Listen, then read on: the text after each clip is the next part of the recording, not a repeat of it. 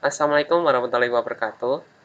Di sini saya akan menjelaskan modul 2 Praktikum Data Science dan sedikit tutorial singkat. Di sini ada Git, GitHub, App Project, dan Air Markdown. Untuk Git, aku anggap sudah kalian install semua dan sudah dihubungkan ke RStudio.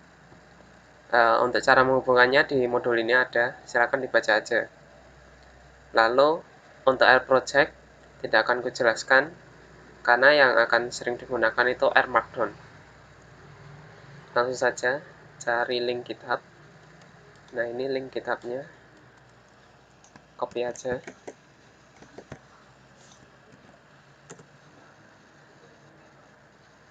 Nah, di sini isinya itu yang akan digunakan selama materi praktikum data science. Ini niatnya akan kita salin ke GitHub kita masing-masing. Caranya itu mengeklik fork ini. Klik aja. Nah, secara otomatis akan terbuat repository sesuai dengan yang kita salin tadi. Di sini kita tadi nyalinnya ada di DSIF UPNYK. Jadi ngefork itu intinya cuma menyalin repository yang ada di GitHub tujuan ke GitHub kita tanpa harus kita membuat dari awal. Terus kita cari code HTTPS lalu salin aja link ini. Ini nanti kita akan digunakan untuk ngeklon ke komputer atau laptop kita masing-masing. Lalu kita masuk ke RStudio. Nah, di sini kita akan mengeklon melalui RStudio. Caranya adalah file, new project, lalu version control, git. Nah, link tadi kita masukkan ke sini. Di project directory name itu bebas kalian mau menggantinya. Ini akan otomatis sesuai dengan repository dari GitHub kita. Kalau aku sih nggak perlu diganti, soalnya mending kita samakan aja yang ada di repository. Terus untuk yang di bawah ini alamat folder yang akan kita simpan. Kalau aku itu di sini. Bebas sih sebenarnya.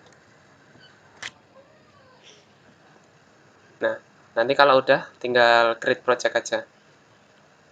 Di sini aku sudah mengeklon filenya tadi, kan udah terlihat tadi tuh. Ini. Dan sudah cukup banyak yang aku tambahin ke repositoriku, jadi cukup besar. Makanya nggak aku create project. Nanti kalau kalian udah create project, nanti akan tampil window, itu proses dalam pengambilan repository dan dimasukkan ke komputer kita.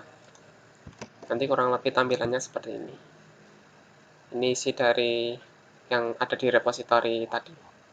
Itu cara ngeklon melalui RStudio. Terus aku ingin memberi tutorial singkat cara untuk mengupdate repository kita melalui laptop atau komputer.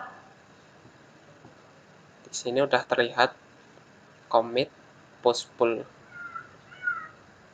Karena di sini nggak ada apa-apa, saya contohkan file kosong aja. Komen, misalkan mencoba file baru. Nah, di sini udah auto terbuat R script. Untuk membuat R script baru ya tinggal new file lalu R script aja. Terus di sini kita simpan. Nah, kalau bisa di dalam file ini ya, soalnya kan di sini udah ada alamat git repository kita. Terus untuk penamaannya, aku misalkan test.r. Kalau R script itu menggunakan .r. Seperti itu, lalu kita save. Nah, di sini terlihat ada file yang baru aja terupdate. Di sini untracked itu berarti maksudnya file baru telah ditambahkan. Ada beberapa jenis juga, ada modify dan delete. Modify itu jadi ada file yang kita rubah lalu kita save. Kalau delete ya ada file yang kita delete tetapi di repository itu masih ada, nanti di sini ada status delete. Terus caranya selanjutnya itu klik aja centang ini. Nah, ini maksudnya berarti udah masuk ke stage. Lalu pilih commit aja. Nanti akan menampilkan file-file yang yang termasuk modify atau delete atau untrack tadi. Ini kalau nggak dicentang, nanti kita tidak bisa tidak bisa mengcommit sih. Ini filenya tidak akan tercommit gitu. Jadi harus di stage. Lalu di sini ada commit message. Ini bebas mau diisi apa. Tapi kalau bisa sejelas mungkin apa yang kita lakukan pengupdateannya. Misalkan di sini saya menambahkan sebuah file baru test.r. Kalau aku biasanya ya cuman menambahkan file test.r. Kalau misalnya modify ya misalkan mengubah file apa test.r, mengubahnya apa gitu.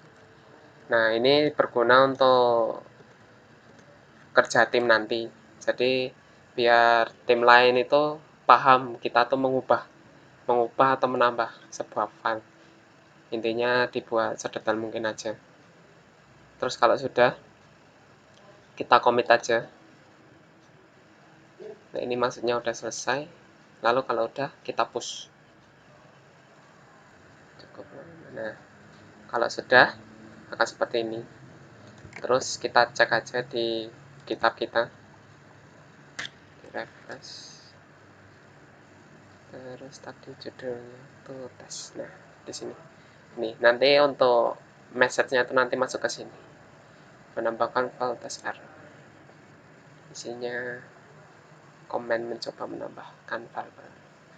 Nah, itu tutorial singkat untuk mengupdate repository kita dari komputer atau laptop. Kalau ingin lebih tahu lagi sih, mending cari tutorial di internet aja.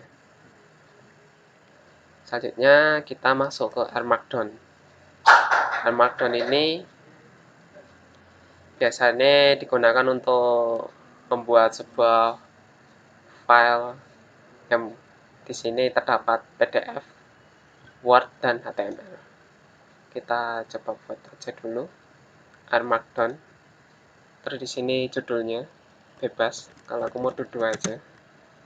Terus autornya. Di sini output formatnya. Makanya tadi aku bilang ada HTML, PDF, dan Word. Jadi nanti output dari yang kita buat itu berbentuk HTML atau PDF atau Word gitu.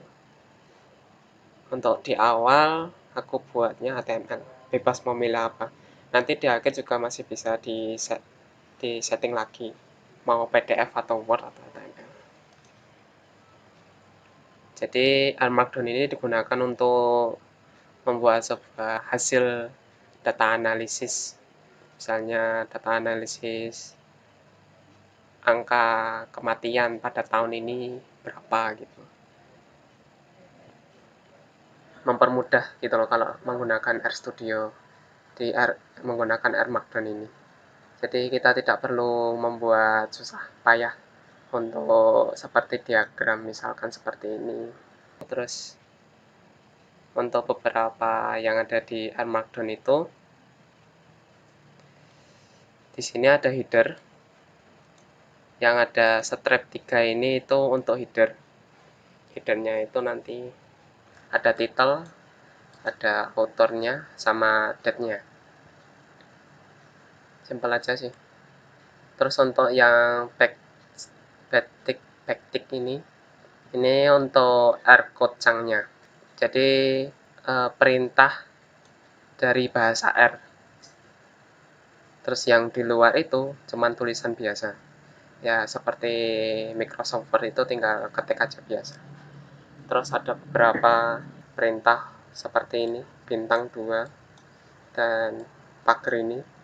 Ada kalau di luar backtick ini cuman tulisan biasa. Terus untuk formatnya ada beberapa yang seperti bold, italic sama underline itu. Di sini bintang 2 ini digunakan untuk bold. Kalau pagar ini untuk ukuran judulnya. Jadi semakin banyak pagar nanti akan semakin kecil tulisannya. Untuk jenis lainnya itu aku nggak hafal sih. Nggak pernah aku rubah-rubah juga. Jadi silahkan cari aja di internet. Terus untuk mengetes barcode sang ini, caranya tinggal run aja di sini. Jadi mengetes yang ada di code ini itu bisa atau enggaknya. Terus kalau dilihat dari modulnya tuh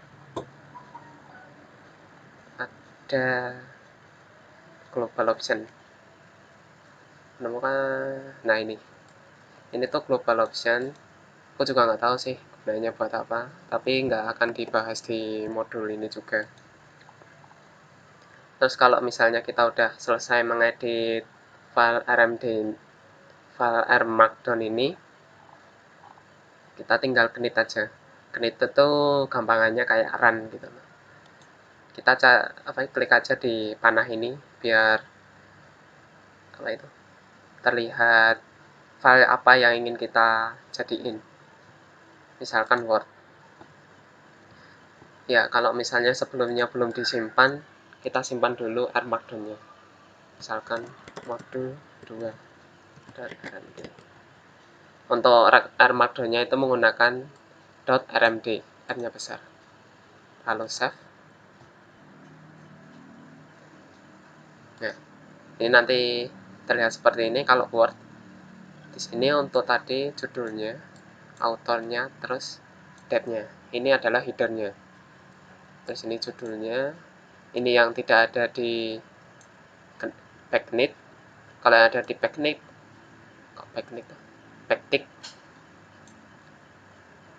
di backtick itu nanti akan langsung dirunkan dan ditampilkan seperti ini. Ya, simpelnya R Markdown itu seperti itu aja sih. Jadi sekian dari penjelasan saya.